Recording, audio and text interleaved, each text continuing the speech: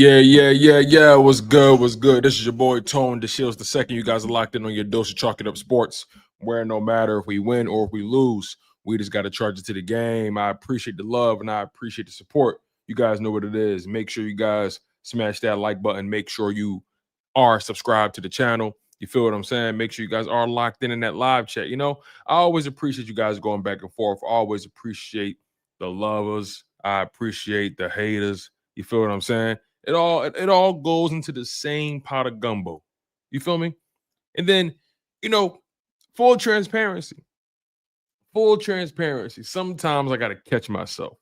Because, you know, sometimes people get in these live chats and they just start going off at the mouth. They just start saying anything and everything, knowing nothing they would say to your face. Nothing they would say to your grill. You feel what I'm saying? But it comes with the territory, man. We're in the era of Twitter fingers. We're in the era of, you know, these chat room bullies. You feel what I'm saying? But it's all good, man. You guys hold me down enough. And that's all that really matters at the end of the day. So make sure you guys smash that like button. Make sure you guys are subscribed to the channel, man. I don't take it for granted, not one bit. You feel me? We got a lot to get into. We got a lot to talk about. Today is Friday, October 3rd. And we're 2 days away from the Philadelphia Eagles facing off against the Denver Broncos. A very interesting team, to say the least. A very interesting team. You know, I look at the Denver Broncos as a team who's, I think they're better than what their record suggests, right? I mean, sure, overall, they're a young team, I would say, but they got some veterans sprinkled in there, right? They got a veteran at running back. They got a veteran at wide receiver. Their quarterback is actually, you know, he's a second-year player, but he's not a young guy. In football years, that is. I think Bo Nix is like 24, 25, something like that. But they're a team who's beginning to, or at least trying to revitalize that aura. You know, Sean Payton's been there for what, 3 seasons now? Like 3 or 4. This is Sean Payton's 3rd season in Denver. Has to be. Probably his 2nd or 3rd season. And you know, Denver had a pretty good year last year, all things considered. Had a pretty good year last year. They made it to the playoffs. They lost in the first round to the Buffalo Bills. It was a competitive game until it wasn't, right? And I like the Denver Broncos, actually. I like Bo Nix. I like their team overall. But in this league, you are what your record suggests. The Broncos are 2-2 on the very young NFL season. We're only 4 weeks deep. The first game of week 5 was last night. San Francisco 49ers faced off with the Los Angeles Rams. And I got some opinions about that game too, but I'll save that for a later date. I look at the Broncos as a team that's 2-2, and I double back and I say, okay, who have they played? Who have they played? Who have they beaten? Who have they lost to? And there's so much nuance that goes into those things, but I look at the record, I look at the teams they played. They faced off against in week 1 the Titans, then week 2 they had the Colts on the road, then they had the Chargers on the road, then they had the Bengals at home. And the 2 teams they've beaten are arguably 2 of the worst teams in the league. The Tennessee Titans and the Cincinnati Bengals. The 2 teams they've lost to, 2 of the better teams in the league, I would say. The Indianapolis Colts and the Los Angeles Chargers. Now, they only lost to the Colts by 1 point. And some would argue they should have won that game. Because, the field goal got botched. I think the refs called the penalty on Denver's defense. The Colts kicker shanked the kick. Denver should have won the game, but their lineman got called for leveraging, using the opposing team as leverage or whatever it may be. You can't touch or use the opposing team or anybody to kind of push above. You have to just use your own momentum to block the kick. So Denver lost to the Colts when they probably should have won.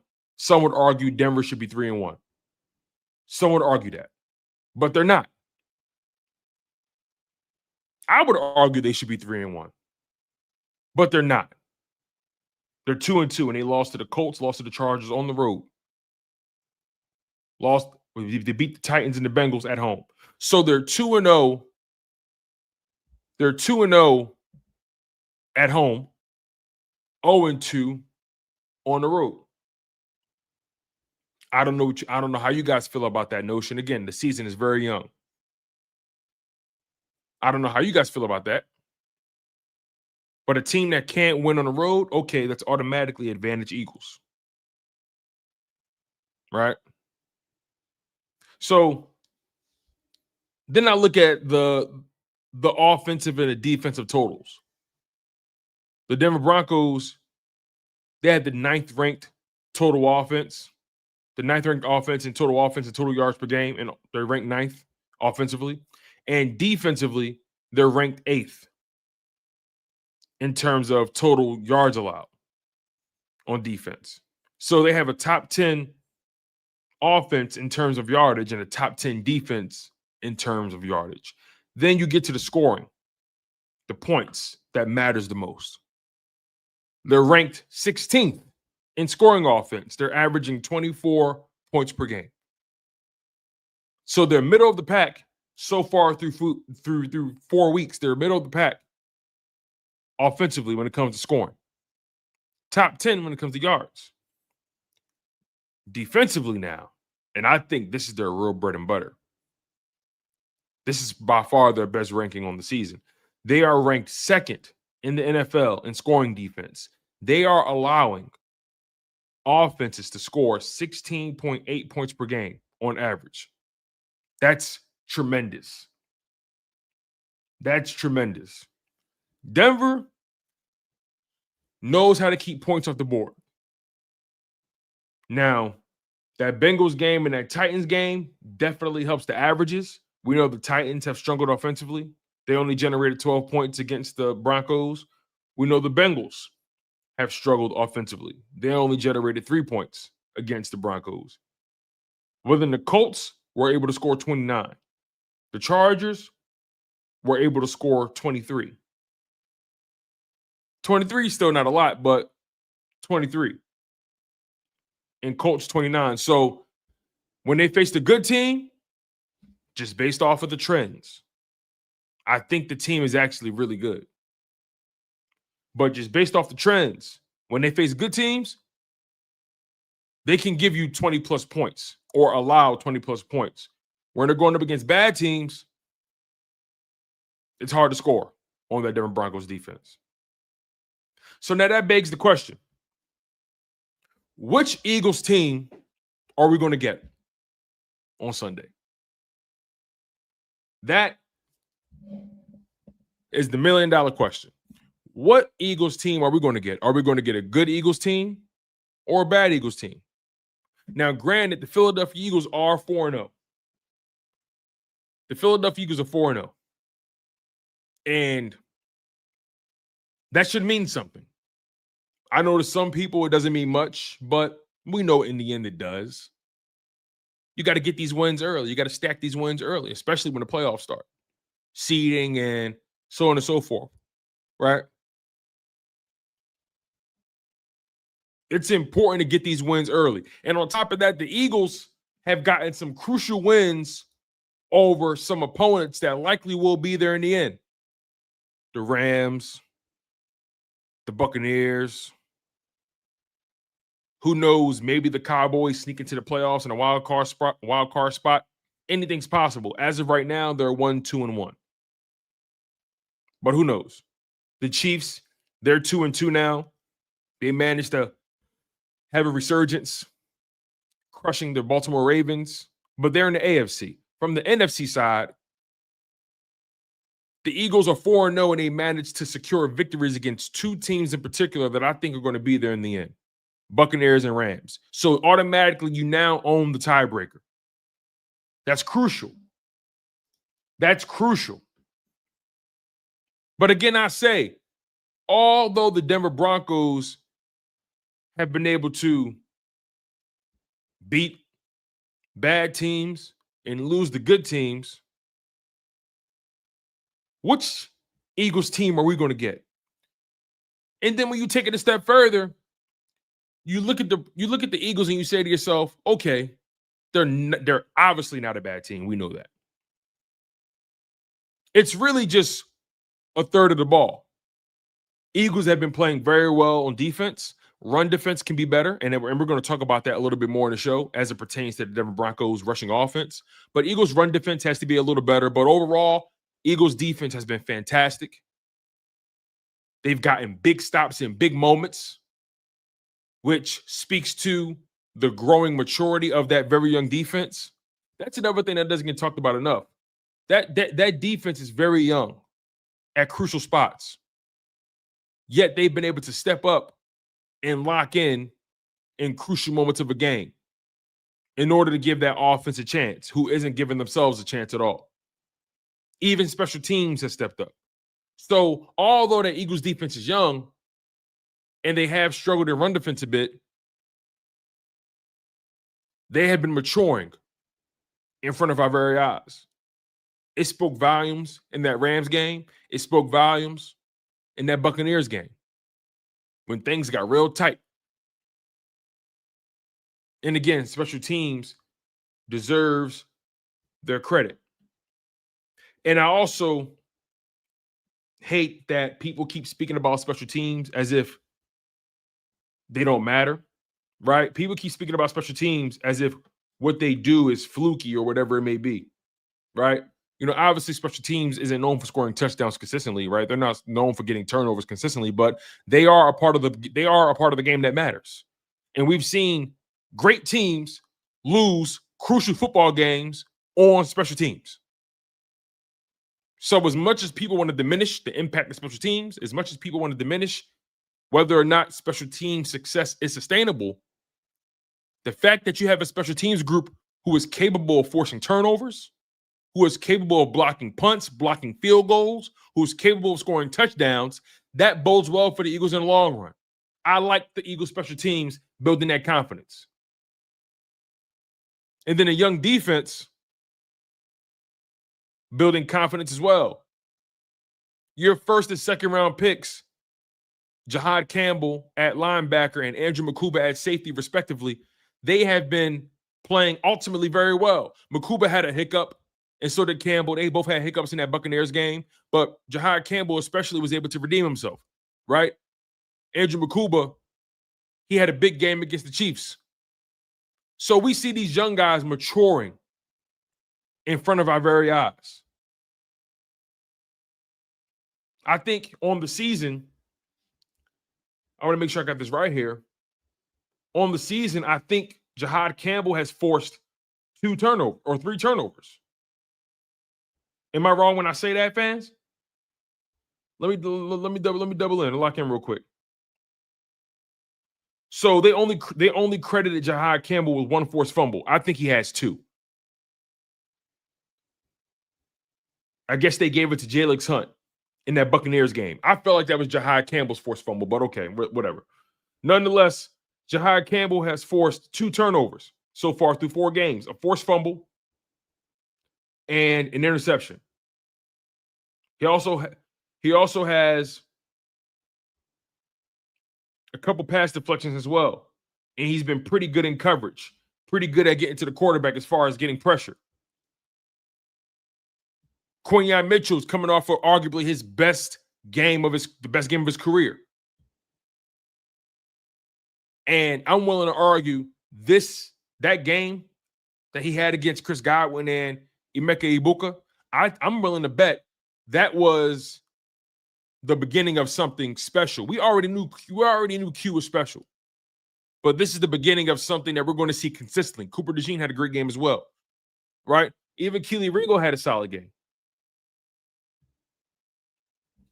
So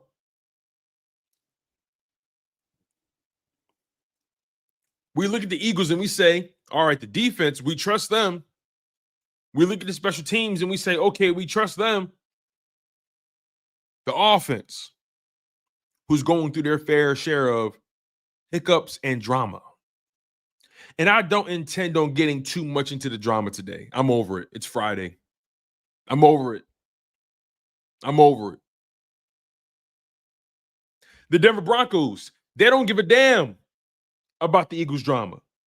They don't give a damn that the Eagles are 4-0.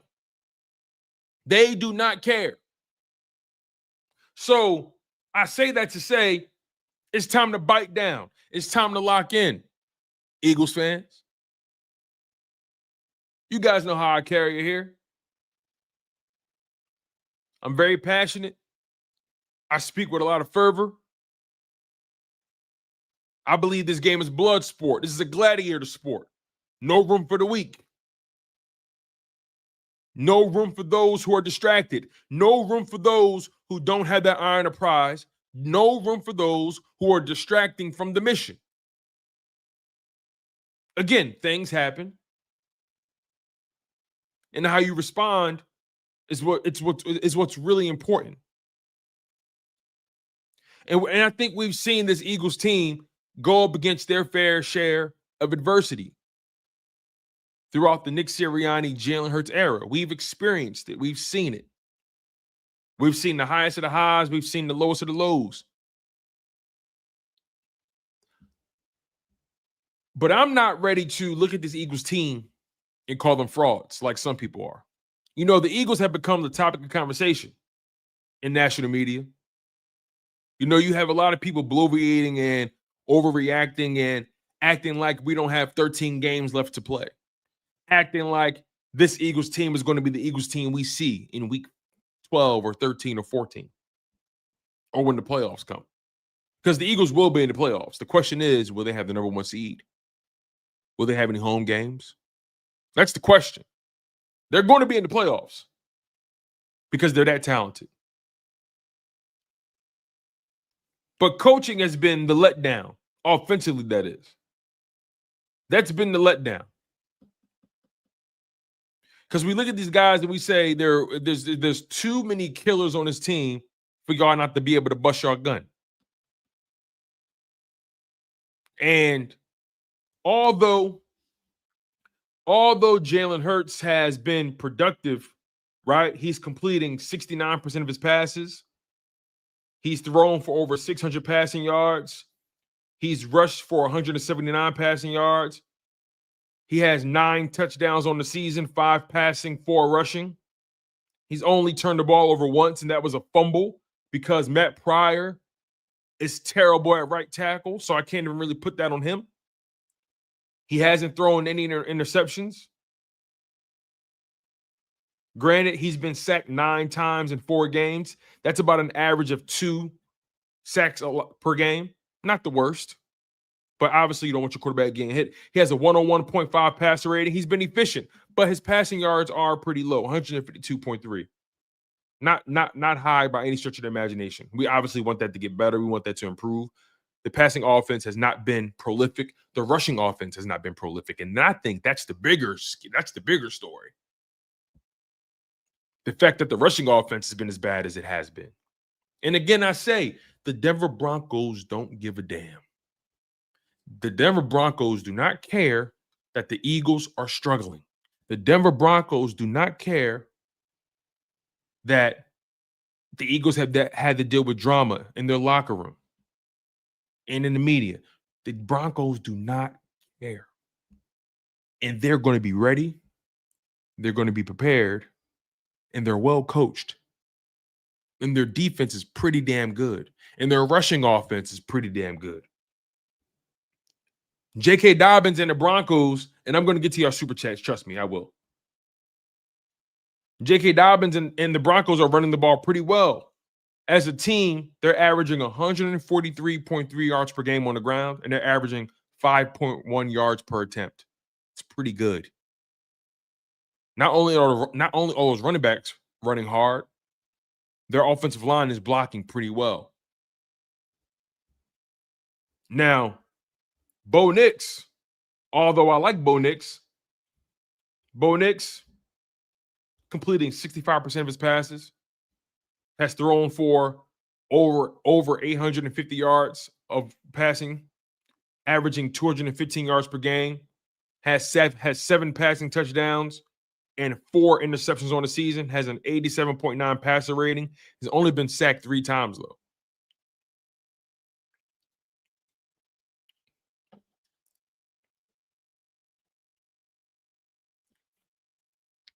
Bo Nix is liable to give that ball up. Don't get it twisted. Bo Nix can give that ball up. As of recently, he threw an interception in the Bengals game. Threw 2 passing touchdowns, but threw an interception. He threw 2 interceptions in the season opener against the Titans. He threw an interception against the Colts. He didn't throw one against the Chargers. And it's interesting. I'm looking at his pass attempts. In week 1, 40 attempts. In week 2, 30 attempts. In week 3, 25 attempts. And in week 4, 42 attempts. To me, the common denominator is whenever Bo Nix has thrown the ball 30 times or more, he's thrown an interception. That is the common denominator for me when I look at Bo Nix numbers. I also watch him. I like Bo Nix. Don't get it twisted. But the common denominator in his numbers, whenever he's been forced to throw the ball 30 times or more, he's turned the ball over. That's not my opinion. That's not conjecture. That's a fact. So I think the key to winning this game for the Eagles, stopping that run. And I know Vic Fangio and these guys are talking about this stuff. Trust me, I'm not saying anything new under the sun. I'm not saying anything new. In week 1, he had 40 attempts, 25 completions, only had 176 yards. All those throws for what? You know, again, I don't think Bo Nix is a bad quarterback whatsoever. But the trend is showing Whenever he throws the ball 30 times or more, he turns the ball over. If I'm the Philadelphia Eagles, you stop the run, you get him in that territory, he's going to give that ball up. He's going to give that ball up.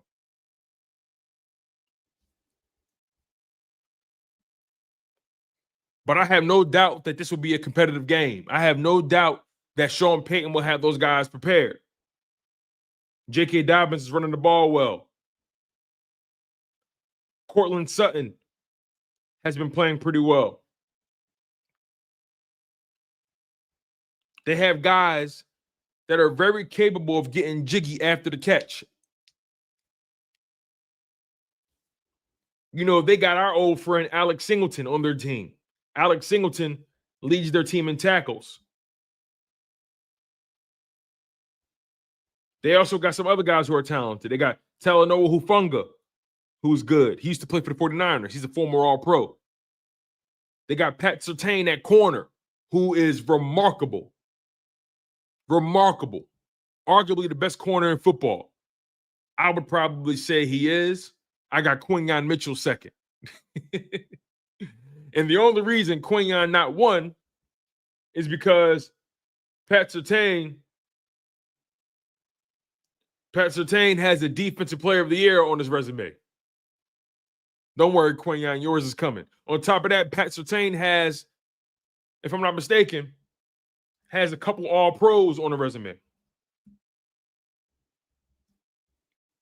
He's a 2-time first-team All-Pro, 3-time Pro Bowler, 1-time Defensive Player of the Year, already on the trajectory of a Hall of Fame career. So I'm giving Patrick Surtain the number 1 spot as far as being the best corner in the league. I'm giving Quinyon number 2. So what? Shoot me. It's going to be a competitive game. It's going to be a good game. And that Denver defense plays with no fear, and they're talented. Again, so if this Eagles offense doesn't come alive, they're not going to win this game. A.J. Brown said it.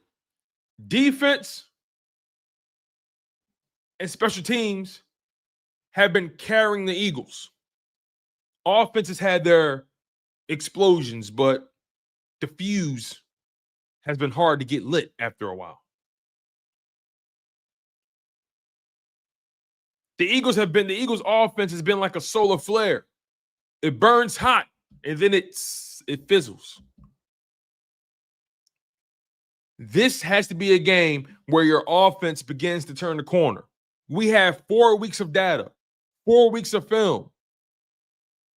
And what Kevin Patullo has put out there, what Kevin Patullo and Nick Sirianni have put out there has not been good enough. Because like A.J. Brown said, when you run up against a real team that's going to be able to punch you in the mouth, we don't want to have to learn the hard way. And I don't believe in the notion that Jalen Hurts is holding any of these brothers back. I don't believe in that notion.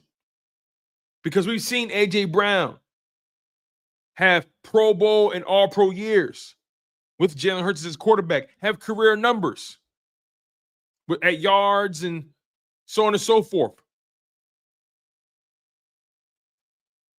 Now, the Eagles' offense isn't an offense where he's probably going to get a high volume of catches, but he's been efficient. He's been super productive with his targets, with his opportunities. So this Eagles offense has to turn the corner. 4 games of data. Jeff Stoutland, get your offensive line together. They have been playing subpar. They have not been great on the interior. You have Cam Jurgens, who some would say is undersized. Pro Bowler, but undersized. You have some who look at Tyler Steen, who's filling in for Mekhi Becton, who say, Tyler Steen is good, but he ain't Mekhi Becton. You got Landon Dickerson, who's probably having his worst season of his career. And it's honestly because of his health. We know that. It's obviously because of the health.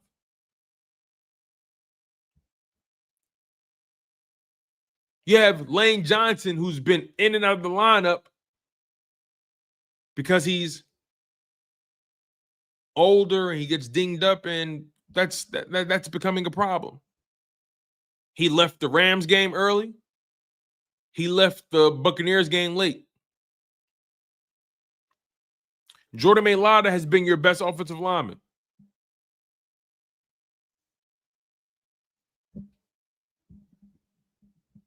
He's been your best offensive lineman, your most consistent offensive lineman. Now, I will say pass protection was better in the second half of the Rams game. Pass protection was better in the first half of the Buccaneers game. I don't think pass protection was awful at all in that Bucs game, if I'm really honest. I don't. But for some reason, the second half went how it went.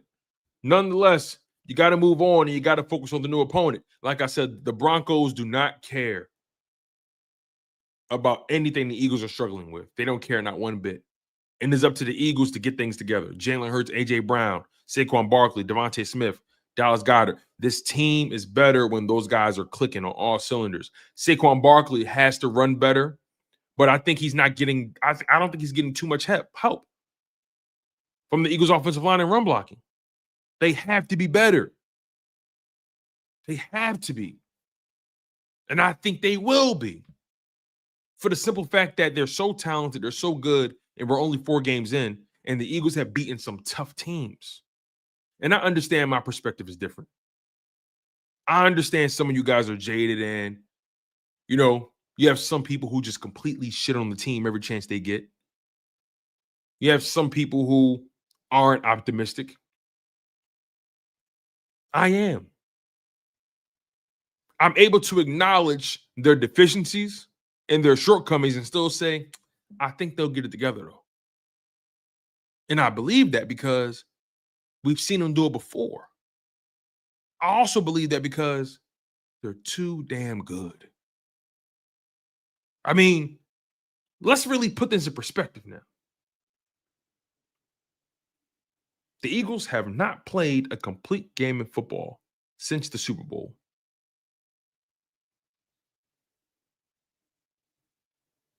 They haven't played a complete game of football since the Super Bowl.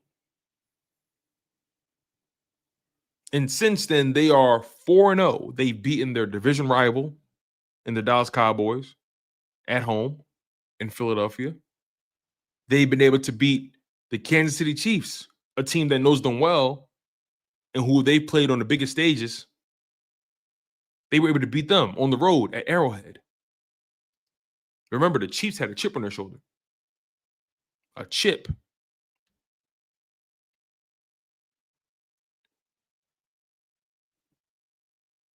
The Eagles have played and beaten the Los Angeles Rams, a team that knows them well. They played 3 times in the past 10 months, a team that they're 3-0 against in the last 3 months, a team that has played them tough 2 out of the 3 games, a team who came into that game with a chip on their shoulder, thinking that and believing that they were the better team.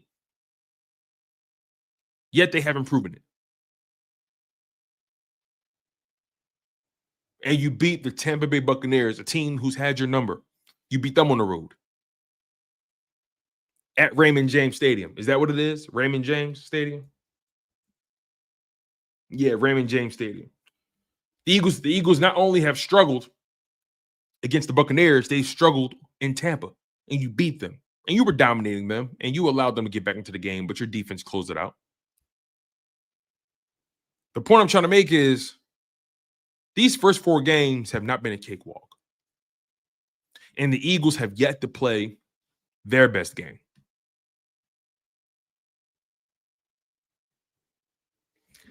I don't know about y'all, but if I'm the opponent, that would make me nervous. If I'm any opposing team, that would make me nervous. Because people have been waxing poetic about the Packers, the Rams, the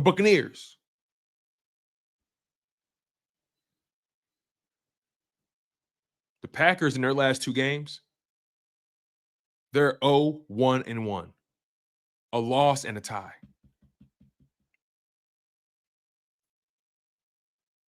The Rams in their last 2 games, they're 1-1. They just lost to the 49ers last night. I watched that game.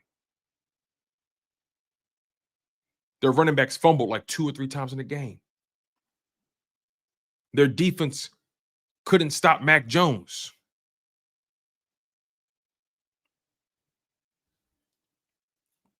They couldn't get 1 yard to win the football game. They did not show up in crucial moments. The game went into overtime. Don't get it twisted. But they didn't come up big when it mattered most. They didn't. I think now the Rams are 3-2.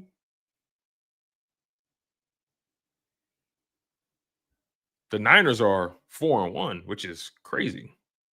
And they've been banged up. I think that's pretty impressive. Again, all I'm trying to say is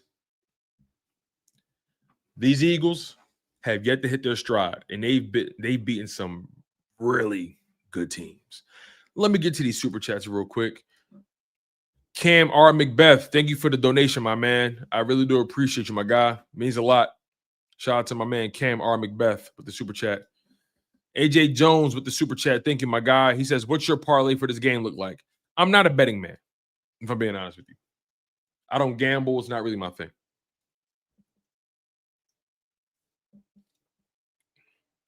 Have at it, though. I don't judge people who gamble, but I'm not a gambler. Never have been. But thank you for the super chat, AJ. Appreciate you, bro. And Miss Linda Washington, the Eagles fan. I appreciate you, Miss Linda. She says here, and thank you for the super chat. She says, we can depend on defense and special teams to carry us. And that's the thing. I think defense is still getting better. I think special teams is on a heater right now. They're playing with confidence.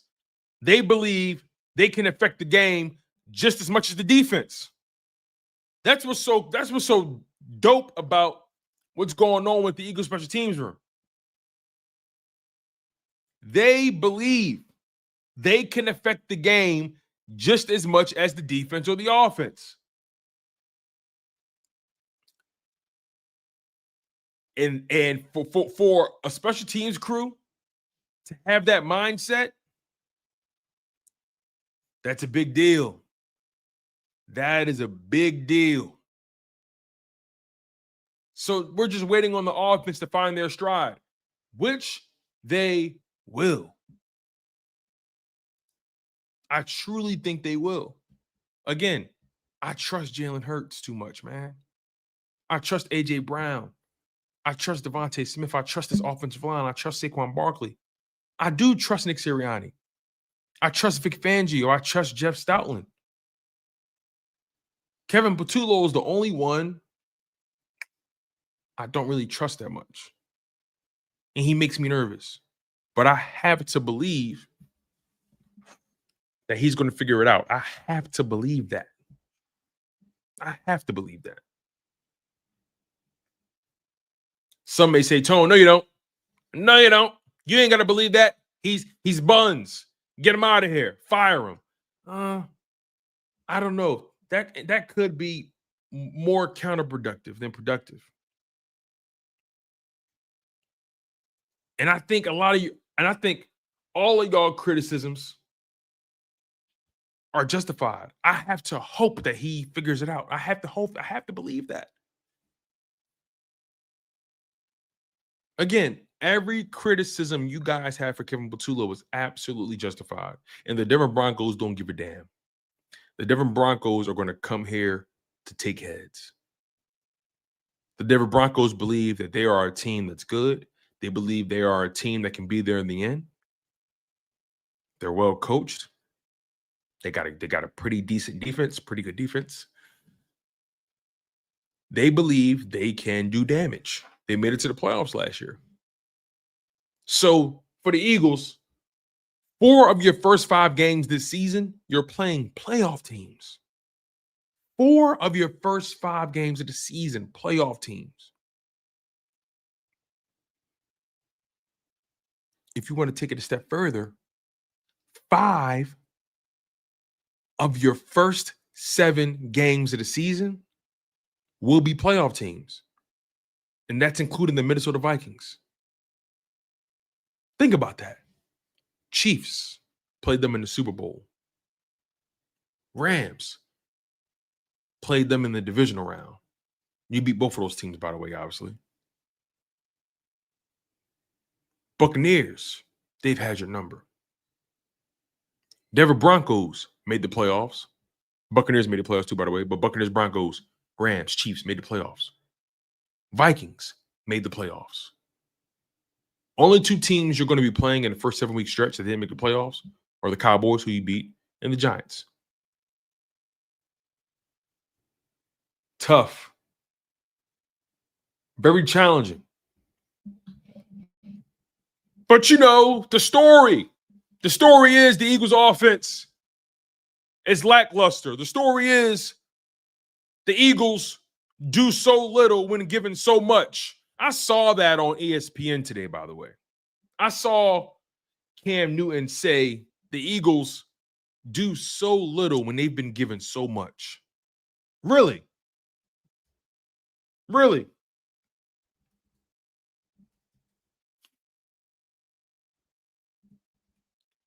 Let's really break that down a little bit, okay? To Cam Newton's point, the Eagles do so little when they've been given so much. Let's break that down. The Eagles are 18-0. In the last 18 games, Jalen Hurts has started and finished. Remember, they do so little when given so much. The Eagles are 21-1 in the last 22 games that they played. They do so much when given so little, or do so little when given so much. That's what Cam Newton said. Eagles are 18-0 in games Jalen Hurts started and finished. They're 21-1 in their last 22 games. Since Nick Sirianni became the head coach, the Eagles are in 72 games, 52-20. That's a 72.2% win percentage. The Eagles are 2-time NFC champions, making it to the Super Bowl twice, and they have won the Super Bowl, the most recent one at that. They are 6-3 in the playoffs in the Nick Sirianni era.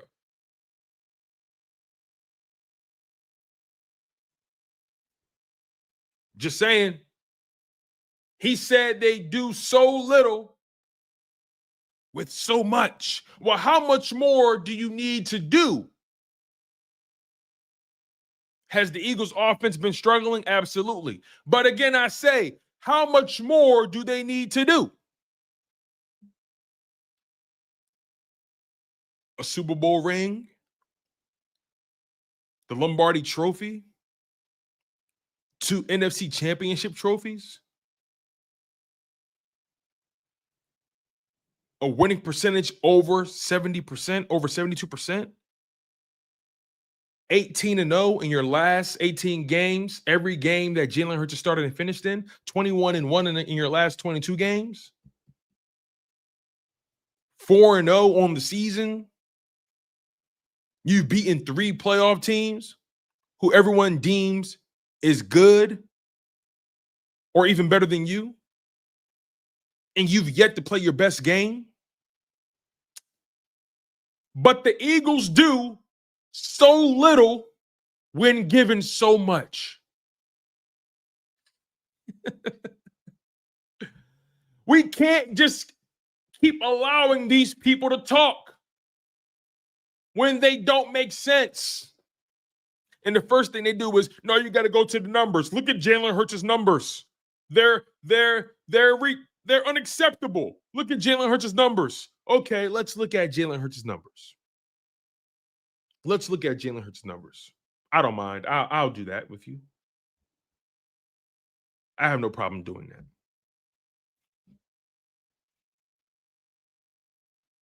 On the season, through 4 games, Jalen Hurts is completing 69.3% of his passes.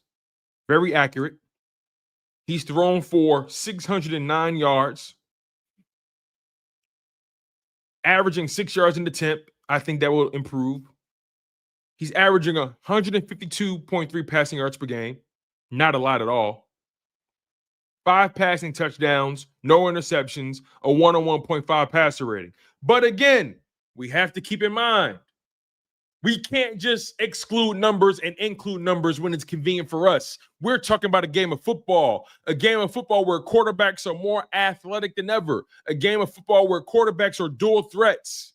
So we have to include Jalen Hurts' rushing numbers because he is a football player. And he is productive in not just the air, but on the ground. You know what? We got to start calling Jalen Hurts FedEx. Let me get to the rushing numbers. 4 games, 41 carries, 179 rushing yards, averaging over 4 yards an attempt, 4 rushing touchdowns, 1 fumble, but obviously that's because the Matt Pryor got him smoked. So on the season,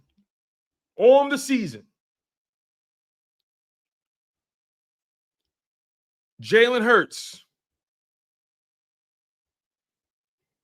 has accounted for 788 total yards. 788 total yards.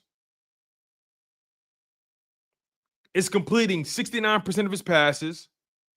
Has accounted for 9 touchdowns on the season through 4 games. That's an average of 2 touchdowns per game, a little bit. Maybe a little more than that. But that's pretty much an average of 2 touchdowns per game. 2.25, if you want to be specific. With the 101.5 passer rating and has accounted for 20 first down rush attempts.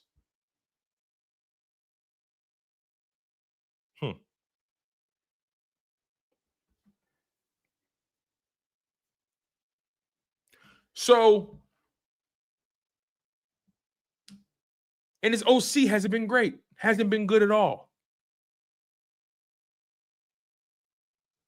And they're 4-0, and this team has not hit their stride.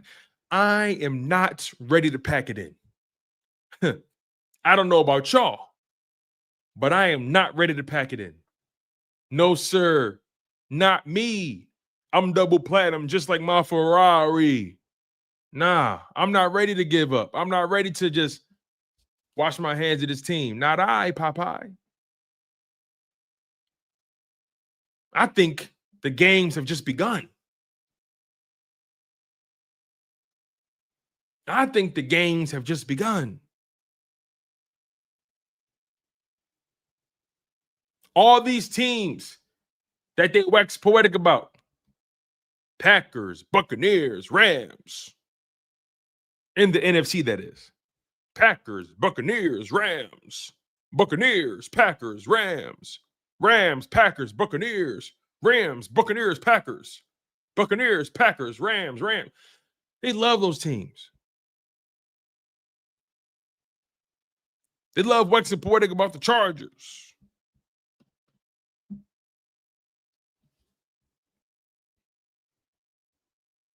I've been watching a lot of football. The Lions, can't forget the Lions. I've been watching a lot of football. We've watched a lot of football.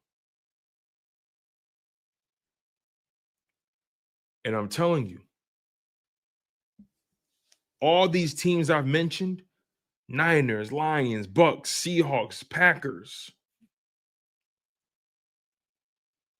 they're flawed. Rams, they're flawed. They're flawed.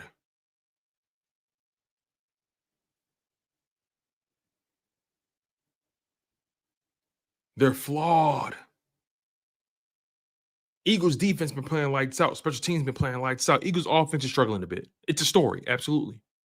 But I'm watching these other teams. I'm watching them with my eyes. They're flawed.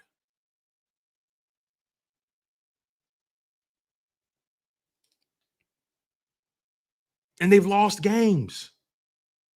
The Eagles are undefeated. And they haven't played their best football yet.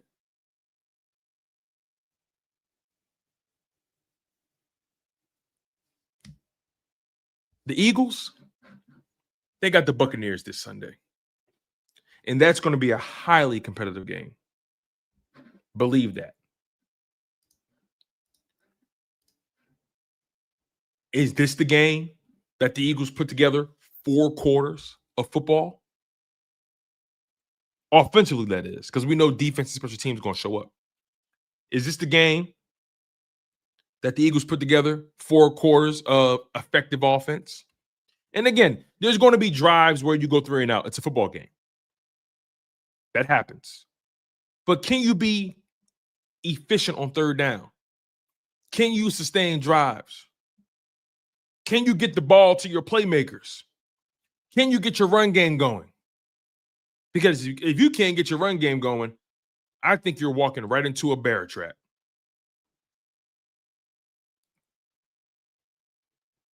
Nonetheless, shout out to my man Alex. He says, shout out to Howie for rotating the same guys in the practice squad so they can get paid for the week. Also, I don't see any moves coming before the deadline next month. Yeah, man. It's going to be interesting to see what he does or doesn't do. I'm curious also to see if Kelee Ringo gets to start again this Sunday. I think he will. I think Kelee Ringo will get to start again this Sunday. Because I'm looking at the Eagles injury report here.